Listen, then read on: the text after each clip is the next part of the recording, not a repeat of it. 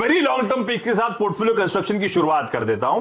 तो very long term वो हमारा टेस्ट मैच वाली पिक्स जो लंबी अवधि के लिए पोर्टफोलियो में रखना है। एक्सपर्ट्स का उन स्टॉक्स के साथ भरोसा है और आज नहीं कल नहीं आने वाले कई सालों तक एक बढ़िया कंपाउंडिंग स्टोरी शायद बन के ये स्टॉक्स उभरे। दीवान सर आपके साथ शुरुआत, पहला स्टॉक कौन सा, ये टेस्ट कैटेगरी का? जी आशीष, बिल्कुल आपने जो भूमिका बनाई है टेस्ट मैच खिलवाने की, उसमें ये बिल्कुल मेरे हिसाब से खरा उतरता है। और खरा उतरने का कारण ये एक स्टॉक का नाम है आईटीसी। और इससे जो जो जो जब जहां हम बोलते हैं कि टेस्ट मैच में आपकी पेशेंस और परसिवरेंस का सबसे बड़ा वो योगदान होता है, इससे ज्यादा परसिवरेंस और पेशेंस कोई स्टॉक ने टेस्ट नहीं करी है। अब इसके बारे में जानते तो सब है, पर मेरे हिसाब से जो डिविडेंड यील्ड का आपको बेनिफिट मिल रहा है और जो आगे चल के इसमें इंप्रूवमेंट एफएमसीजी के बिजनेस में, होटल बिजनेस में आने की उम्मीद अब बन रही है, मुझे लगता है कि ये पूरी तरह से री रेट होने की तैयारी है।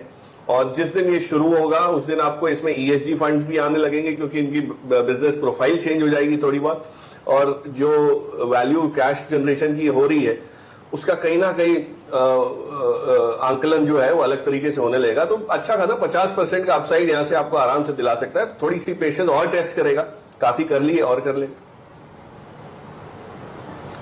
हाँ, तो ये 5वां टेस्ट मुकाबला है, 4 हो चुके हैं, ये 5वां टेस्ट मैच खेलने वाले हम आईटीसी के साथ। लेकिन आईटीसी वाकई पेशेंस टेस्ट करने वाली बात तो बिल्कुल सही है, पेशेंस टेस्ट कर रहा है। सब जानते हैं कि रिलेट होगा, पर कितना ये टाइम वाइज करेक्शन और कंटिन्यू होगा एनीबडी इज गेस। लेकिन दीवान सर कह रहे हैं इसको पोर्टफोलियो में रख लीजिए यहां से। और ये कई बार आजकल वीकेंड शो में आईटीसी का नाम शुमार हो रहा है, आप लोग नोटिस कर रहे होंगे।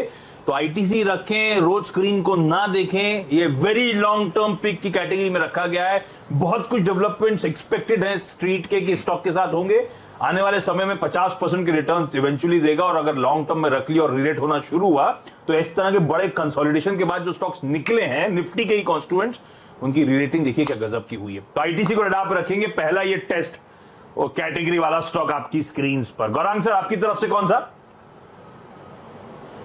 तो लंबी अवधि के लिए हमने जीवन बीमा से जुड़ी हुई निजी क्षेत्र की एक बहुत ही मजबूत, सक्षम और बेहतरीन मैनेजमेंट के तरफ से आई हुई कंपनी एचडीएफसी लाइफ को पसंद किया है। और ये काफी लंबे समय से पसंद रही है हमारी। आशीष, आपको अगर याद होगा तो हमने कई बार इसका जिक्र किया है। और हमारी ये उम्मीद है कि जिस तरीके से अब बदलाव हो रहा है, लोग जीवन बीमा के लेने के लिए उत्सुक हो रहे हैं, और एक जरूरतमंद चीज अपने परिवारजनों को आने वाले भविष्य में किसी भी अनिश्चितता का सामना करने के लिए अगर आपको कुछ हो जाता है तो उनके लिए आप ये काम करके जाते हैं। न्यू इंश्योरेंस प्रीमियम की रन रेट आने वाले समय में बहुत ही बेहतरीन तरीके से ऊपर जाएगी और इनका मार्केट शेयर भी बढ़ेगा। लंबी अवधि के लक्ष्य हमने जो निर्धारित किया है वो करीबन 950 का है एचडीएफसी लाइफ। सॉलिड पेडिग्री, और जिस स्पेस में ये है बहुत तगड़ा आउटलुक एक्सपर्ट्स मानते हैं। बहुत वर्जिन मार्केट्स हैं जो इंश्योरेंस एज अ स्पेस को एक्सप्लोर करने इस देश में, तो बढ़िया मोमेंटम इवेंचुअली स्टॉक पकड़ेगा ओवर द इयर्स। तो ये वेरी लॉन्ग टर्म पिक की कैटेगरी है जिस पे अभी बातचीत चल रही है। आईटीसी के बाद एचडीएफसी लाइफ आप लोग की स्क्रीन पर। मैं सम अप कर दूंगा, रैप अप करूंगा शो के आखिरी में। अभी अमरीश सर के पास जा रहा हूं उनकी तरफ से जानने के लिए ये टेस्ट मुकाबले में कौन सा खिलाड़ी उतार रहे हैं। अमरीश सर कौन सा है? मेरा स्टॉक है भारतीय एयरटेल। आईटीसी जैसा है, ये भी टेस्ट कर रहा है पेशेंस, पर मुझे लगता है कि काफी अच्छा परफॉर्मेंस आएगा आगे जाके, क्योंकि टेलीकॉम जो है it is non discretionary consumption, इसमें चॉइस नहीं है, आपको लेना ही पड़ता है। और एज ऑफ नाउ चार्जेस काफी कम है, ARPUs are the lowest in the world, पर आरपू इस लेवल पर रहेगा नहीं। I think clearly it should shoot up over the next 2-3 years। और भारती के पास लार्जेस्ट एक्टिव सब्सक्राइबर बेस है, करीब 34 करोड़ सब्सक्राइबर्स है, which is close 97% of total subscribers. तो and secondly it is also the fastest growing. और जैसे कि मैंने आरपू का बात किया था, इसका आरपू करीब 145 का, expected to go to 200 over the next possibly 9 to 12 months। और उनका जो medium to long term target है करीब 300 रुपीज का आरपू का टारगेट है, which means nearly double from here. और इनका परफॉर्मेंस भी काफी अच्छा रहा, despite that the stock has not moved. EBITDA growth देखा था करीब 28% डिस्पाइट कोविड। और आगे जाके 5G इंफ्रास्ट्रक्चर तो इनका ऑलरेडी प्रूवन है, हैदराबाद में इन्होंने लॉन्च भी करके टेस्ट भी करवाया था। स्पेक्ट्रम काफी है इनके पास, करीब 19,000 करोड़ का स्पेक्ट्रम भी लिया है। सो ग्रोथ के लिए स्पेक्ट्रम तो हाथ में है। तो मुझे लगता है कि it is quite attractively priced, क्योंकि ज्यादा चला नहीं है। EV बाय EBITDA करीब 6x का है, और यदि सम ऑफ टोटल पार्ट्स करते हैं तो करीब 720 का निकलता है। फिर भी मैं बोलता हूँ कि इसका जो टारगेट है करीब 680 का होना चाहिए। बिल्कुल सही बात, ये भी वाकई पेशेंस टेस्ट कर रहा है। वो QIP इशुएंस हुआ था, उसके बाद लग रहा था रीरेट होगा, अब हो जाएगा।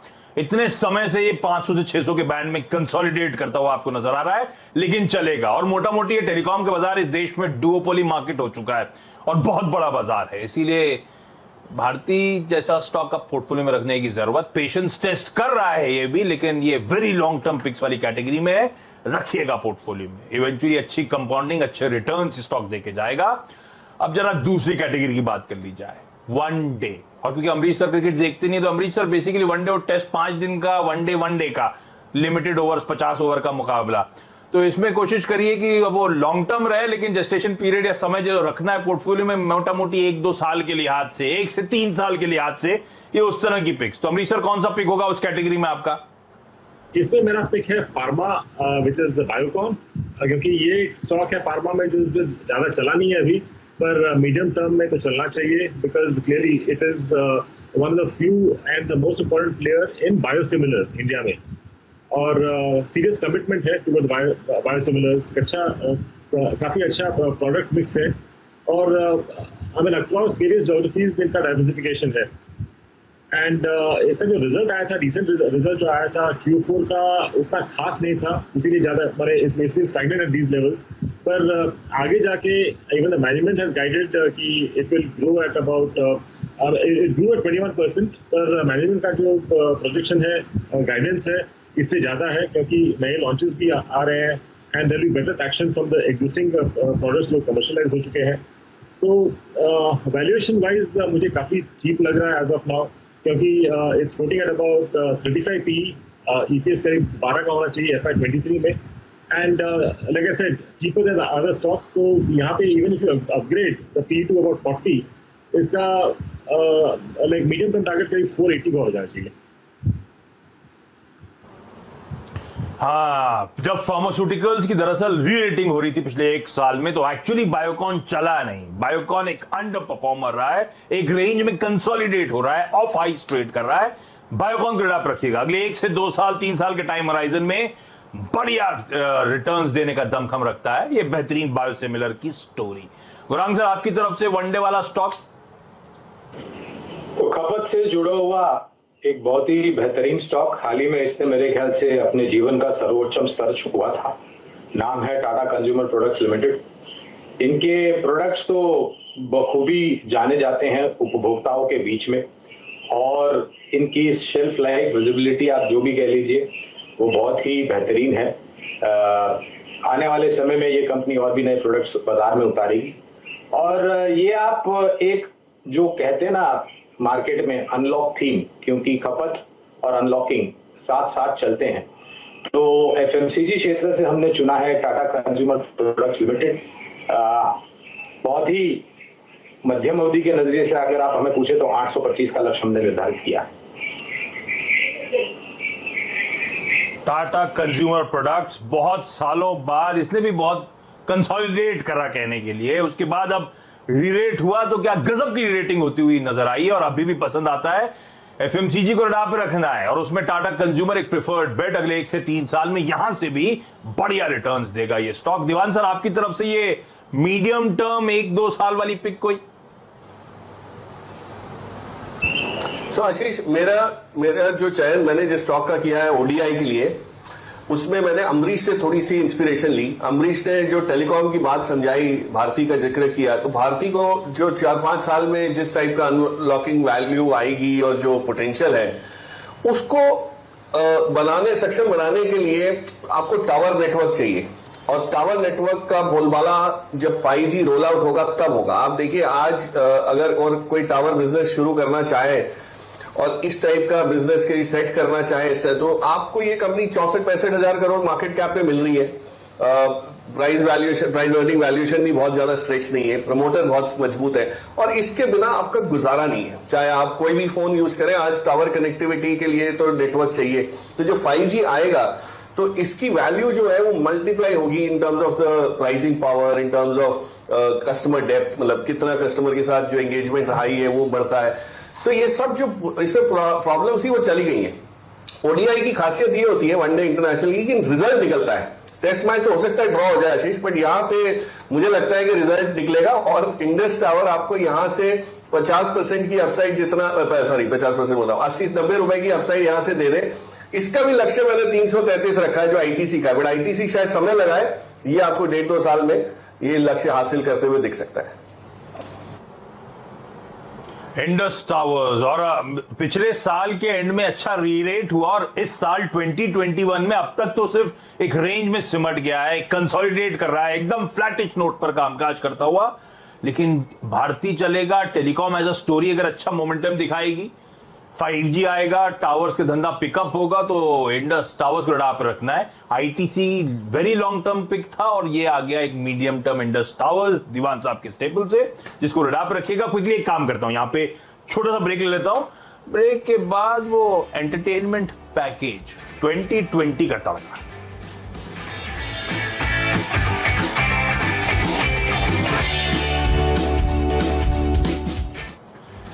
सीएनबीसी आवाज स्टॉक्स चैंपियनशिप में ब्रेक के बाद आपका स्वागत है। हमने टेस्ट स्टॉक्स की बात कर ली, हमने ओडीआई स्टॉक्स की बात कर ली, अब बारी है 2020 की। इस फॉर्मेट को समझाने की जरूरत है नहीं, क्योंकि बाकी दोनों फॉर्मेट लोग भूल भी गए हो। 2020 कोई नहीं, सब जानते हैं, सबको पता है। एक ही हाईलाइट है इस फॉर्मेट की, ताबड़तोड़ बल्लेबाजी।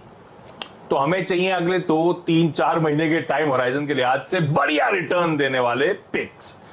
दीवान सर, पहले आप बताइए कौन सा है 2020 पिक? आशीष देखिए, मेरे तीनों जो खिलाड़ी है ना वो आई से स्टार्ट होते हैं, तो ये तीसरा वाला भी इसी नाम से, आई से ही शुरुआत है इसकी, और इसका नाम है IB real estate, India bulls real estate. अब रियल एस्टेट इसलिए कि एक तो ये होता ही T20 टाइप है, इसमें कोई आप देखो तो चलता है तो बहुत चलता है, नहीं चलता है तो पड़ा रहता है। अब इस कंपनी में जो डिस्कवरी ये हुई है कि मैनेजमेंट चेंज हुआ, आपने देखा इसका, इन्होंने अपने जितने भी नॉन कोर एसेट्स थे, वेयर हाउसिंग वाले, ये वो सब चीजें, वो सब बेच बाच के अपना फोकस रेजिडेंशियल और कमर्शियल पे करा। कमर्शियल मतलब ऑफिस स्पेस और ये सब। तो ये जो जब डेवलपमेंट अनलॉकिंग की हम बातें कर रहे हैं, रेजिडेंशियल उसमें पिकअप देख रहे हैं, और इस कंपनी को सबसे बड़ी चीज मुझे पसंद आती है वो ये है कि इन्होंने हमेशा लो लेवरेज लेके काम किया है। इनको प्राइवेट इक्विटी फंड्स का सपोर्ट है, कॉन्फिडेंस है, इस मैनेजमेंट का विजन बहुत क्लियर है, गार्डेड सा है, कंजर्वेटिव भी रहते हैं। वो सब चीजें आपको नंबर्स में दिखनी शुरू हुई है। एक पहली झलक पिछले क्वार्टर में आई थी, अगले 2 क्वार्टर आप वेट कीजिए तो वो और मजबूत पकड़ हो जाएगी, और फिर उसके बाद स्टॉक की री रेटिंग होगी। तो ईपीएस ग्रोथ शुरू हुआ है, पी मल्टीपल एक्सपेंशन जो है वो अब बाकी है। तो लास्ट लॉग ओवर्स में जो है ये आपको असली रंगत दिखाते हुए लगेगा। हो सकता है 3-4 महीने थोड़े से डल जाए, लेकिन उसके बाद इसमें चमक जरूर आएगी, जैसे आपके T20 में आनी चाहिए। अरे वाह, तो इंडिया बुल्स रियल एस्टेट सारे पिक्स आई से। ये दीवान सर, आजकल टारगेट जो वैसे आप देते हो 333, 555, ये क्या फंडामेंटल्स के साथ न्यूमरोलॉजी और एस्ट्रोलॉजी का तड़का भी है क्या आजकल पिकिंग में? सर नहीं, बिल्कुल आशीष, सिंपल है, याददाश्त अपनी कमजोर रहती है, लोग भूल जाते हैं। अब मैं आपको कोई टारगेट दे दूं 323 का, 335 का, वो याद नहीं रहता, ये जल्दी रह जाता है। सो सिंपल है, आगे पीछे हो सकती है चीजें, लेकिन एक लक्ष्य जो, और हम लोग भी एक्यूरेटली इतना तो कर भी नहीं पाते, तो it is more of a गेस्टिमेशन that is that work. नहीं, बिल्कुल ठीक है, याद रहता है एक्चुअली। गौरंग सर, ये तड़के वाली, तेजी वाली, 2-3 महीने में कमाई वाली एंटरटेनमेंट पैकेज कौन सा है?